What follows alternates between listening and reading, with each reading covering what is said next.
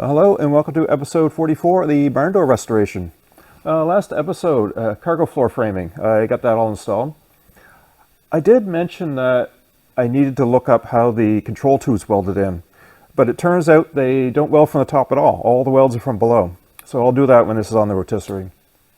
This episode, front floor I got started on. The front floor on a barn door is flat and made out of multiple parts. Unlike later splits, which is a single piece of steel, and it tips up on the front, so it's angled in the front.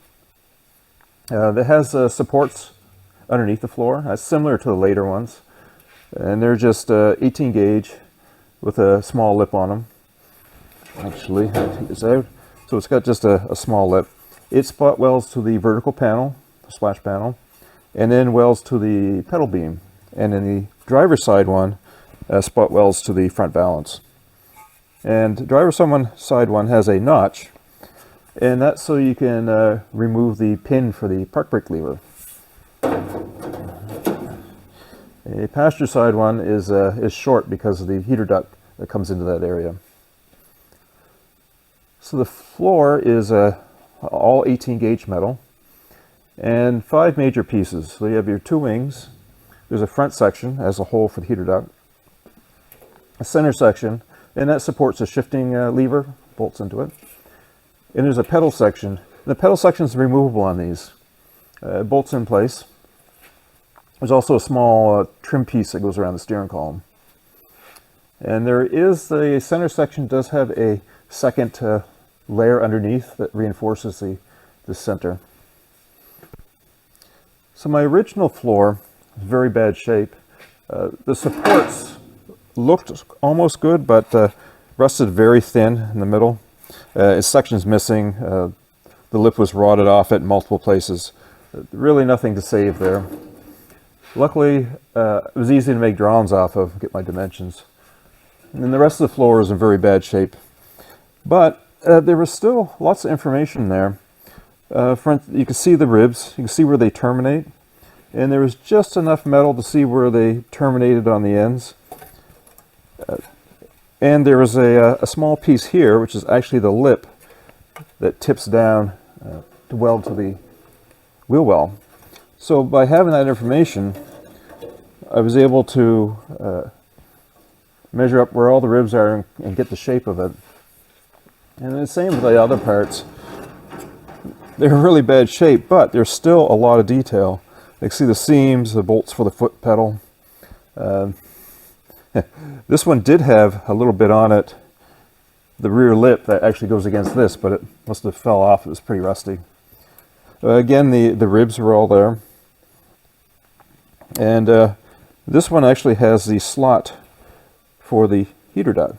So when that's set in there, something like that, this heater duct actually goes up into that slot. The pedal section, this is the one that's removable. This was in better shape. Well, obviously it's pretty bad, but it had most of the shape still there. So there's the bolt holes, and this is where the steering column comes up through, and this is what's left of the trim panel for the steering column. And that actually goes in like this, and it bolted through the cover for the underseat storage. There's a couple bolts here. There's a couple bolts that go down through into the frame rail. And there's also a few parts that I managed to scrounge. This one, and it sets in just like that. And I was able to get the location of this hole. And that hole is for greasing the tie rod end. It's not really tie rod end, drag link end. It's a ball joint that's kind of on the steering, and that's for greasing that. But it has the ribs on it, and I was able to actually figure out where that went and get the location of that. I also had this piece, and this is a front section that sets in here. This front edge is actually the edge of the floor panel. There's a lip here that is the lip of the kick panel that goes down and taps in and was welded in. And this hole's for the harness, so the wiring harness from the rear of the vehicle comes up through this. And it sets in around there. There's other pieces that I was able to match this up to. but it told me where that hole was. It also told me there's a little bit of the rib termination right there, and that gave me the distance of the rib termination from the valance. It turns out they come almost touch the valance, the termination. And since I knew from photos that all the ribs terminated the same distance from the edge of the rib floor, that gave me these terminations also. There's another piece, this piece, and that actually set in here. So that's where the shifting lever bolts, and it has a bulge that bulges up, pressed into the floor. And this piece gives me my height and radiuses for that bulge. And also shows me there was 2 layers and how they went together.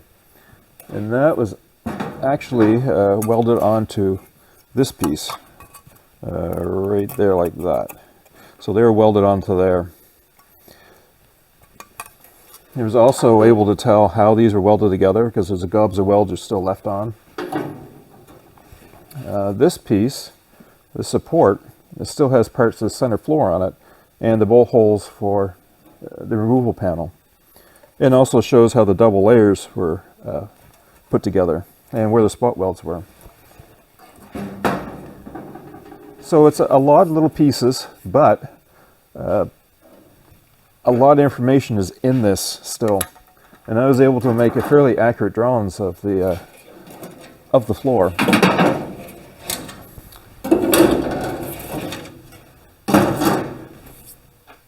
So with this information, I created a set of drawings of the parts, and then I assembled those and made a drawn view and printed out a 1:1 scale.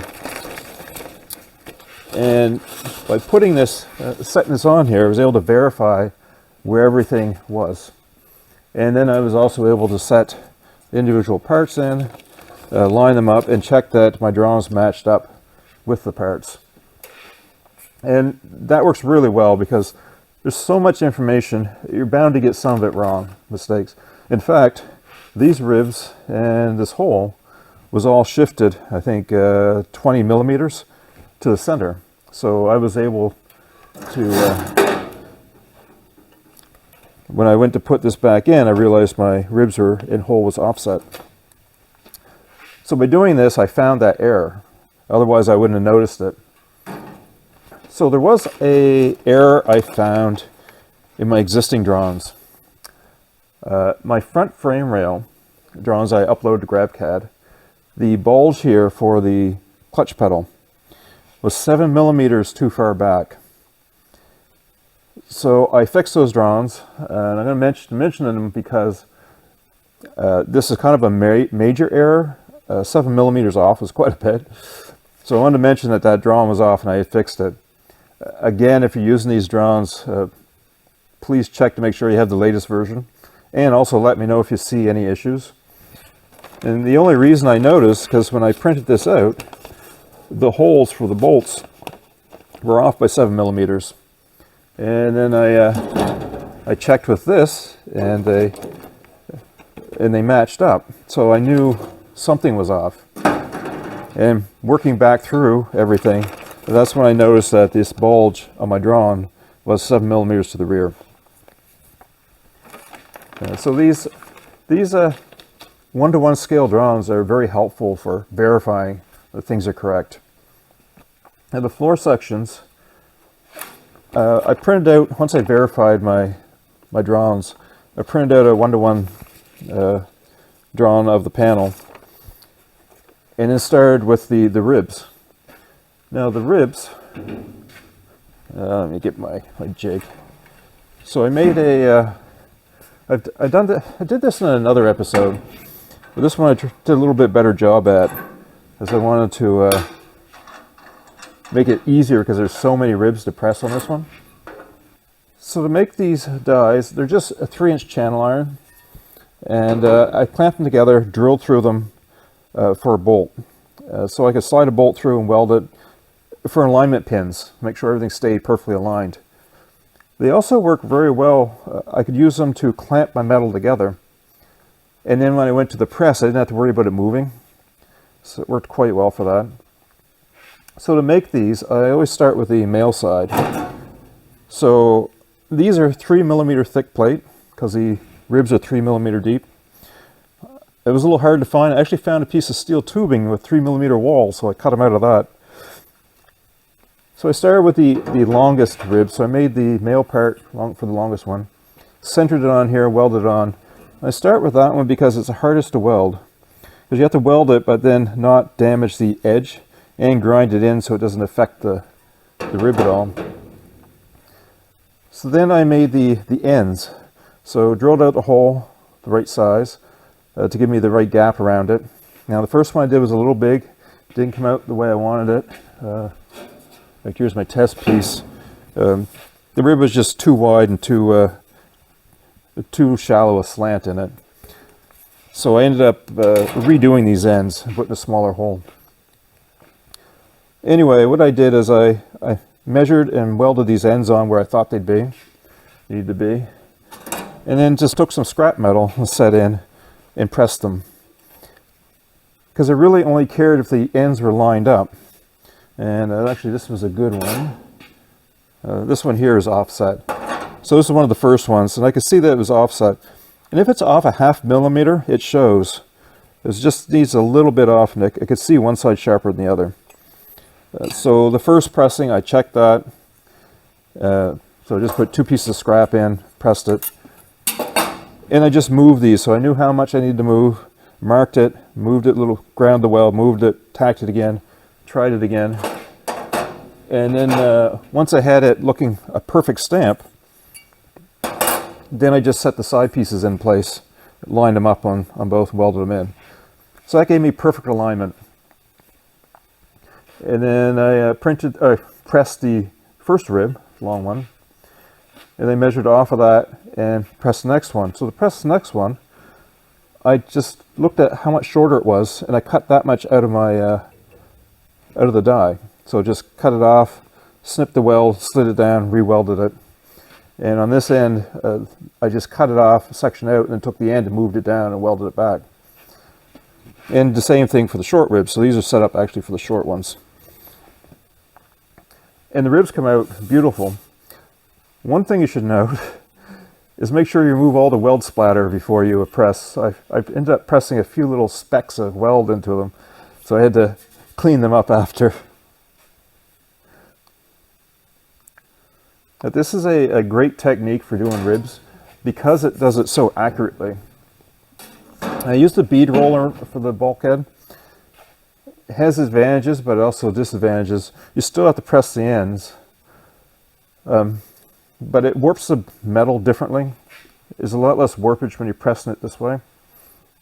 Once the ribs are pressed, it was warped a little bit. I had to shrink a few bits to make it lay flat. Now, this one still has some warpage, but there's some more work to do on this one, so I don't really care. So I got it pretty flat, and then used my my print to start trimming. Now there is a step on this side, so a step where the other panel is set on top of it and are spot welded. So I drew a straight line on there where it needed to be, and I used step dies for the bead roller, and they basically just roll through that makes a step. I wanted to make sure this is exactly straight, because that will show if it's a little bit wavy. So I was able to clamp a piece of steel on here that run against the die, and it worked very well. Made a nice straight line. I did do a few test runs, because according to how you offset the dies, adjust how abrupt the step is, and how much pressure, you can adjust the depth of how deep the step is. Within reason. There's different size step dies, but each one you can vary just a little bit by just different amount of pressure. So I get it dialed in so that it's the thickness of the 18 gauge steel, and it's got a nice sharp step to it. So I put that in and then trimmed the width, and I started trimming some other pieces. For instance, there's a lip that goes down the back, it goes along here. So I trimmed off, and it's about 10mm lip, I guess. So when I put this on and marked it, I marked 10mm away. And then to bend that, I used a tipping die in the bead roller. And basically a sharp die that pushes on a roller and it creases it. And you push up on your panel, you can make it bend to tip the metal. Now I first run it through on a rubber lower die, and that pushes the metal into it. And it works for making a crease, but the rubber's too soft for tipping it, the 18 gauge. 20 gauge tips great, 18 gauge, it's a little stiff for it. So I tried running it on a steel roller, and then I was able to push it up to make it tip over well. You still have to do a lot of work to stretch it and shrink it on the different corners. And because it's such small area, I couldn't use a shrinker stretcher to do that. I had to do that by hand. So getting that the right shape was a bit of a hassle. And I don't really have a good, I need to build myself a stand, tool stand, so I can put my different shaped dies and stuff into it for metal shaping. But I found the edge of my press worked very well for getting a nice sharp turn on there. And also the way it was made, the end of the press had a hole so the ribs would go into it and I could shape it.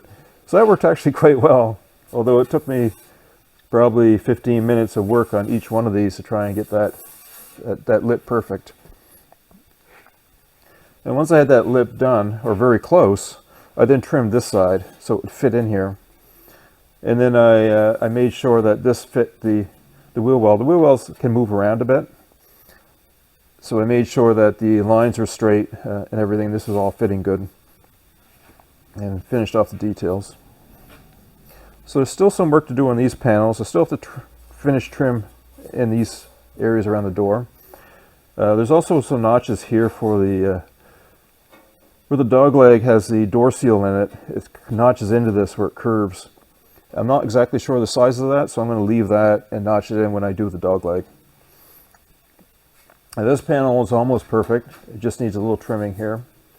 This one needs a few more things done to it. For instance, there is a dimmer switch. I'm going to need a new one of these. So the dimmer switch sits here on an angle, and it's pushed in and up, so it's like a piece is bent over, and this mounts in.